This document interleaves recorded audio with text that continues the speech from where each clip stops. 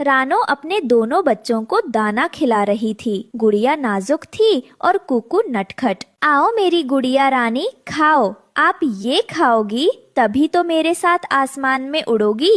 और कुकू, तुम हमेशा जल्दबाजी। आराम से खाओ मेरी लाल। माँ, मैं गुड़िया से पहले उड़ना सीखूंगा, फिर मैं आपके लिए ढेर सारे फल लाऊंगा। जरूर मेरे बच्चों, आप दोनों मेरी जिंदगी हो। मेरी सारी खुशियाँ बस आप दोनों से हैं। मैं बस ये दुआ करती हूँ कि आप दोनों हमेशा महफूज रहो, हमेशा। जंगल के सभी परिंदे, कालू कौवा, गोरी कौवी, हरिया तोता और बंटी कबूतर इकट्ठे हुए थे। सब अपने बच्चों की बातों में लगे थे। बच्चों को सिर्फ तेज नहीं, होशियार भी होना चाहिए। जमाना बहुत खराब है, नजर रखनी पड़ती है। क्यों कालू?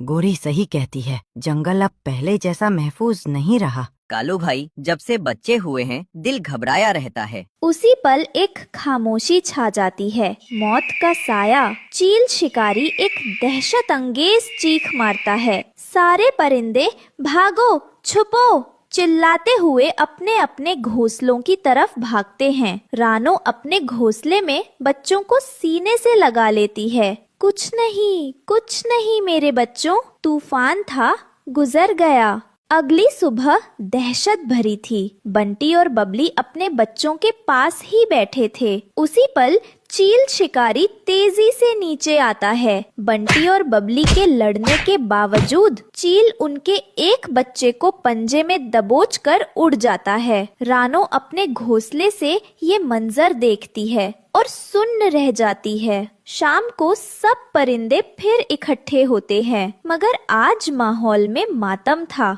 बबली कबूतरी और बंटी की आंखों से आंसू नहीं रुक रहे थे। बहुत हो गया, ये बुज़दिली है। हम कब तक अपने बच्चों को मरते देखेंगे? हमें उस जालिम से लड़ना होगा। लड़ना? कालू भाई, आप होश में तो हैं? वह एक चील है, एक शिकारी। हम दाना चुनने वाले परिंदे हैं। हम उसका मुकाबला कैसे करेंगे? ये खुदकुशी होगी। लेकिन हरिया, हम ऐसे ही बैठे रहे तो कल हमारा बच्चा जाएगा, परसों रानो का। कुछ तो करना होगा। हाँ, कुछ तो करना होगा। मैं अपने बच्चों के बिना जीने का तसव्वुर भी नहीं कर सकती। बंटी भाई, बबली बहन, उनका क्या? मेरा दिल फटा जा रहा है।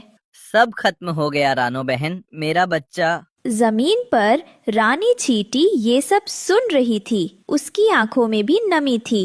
इन आसमान वालों की जिंदगी कितनी मुश्किल है, हर वक्त मौत का खतरा।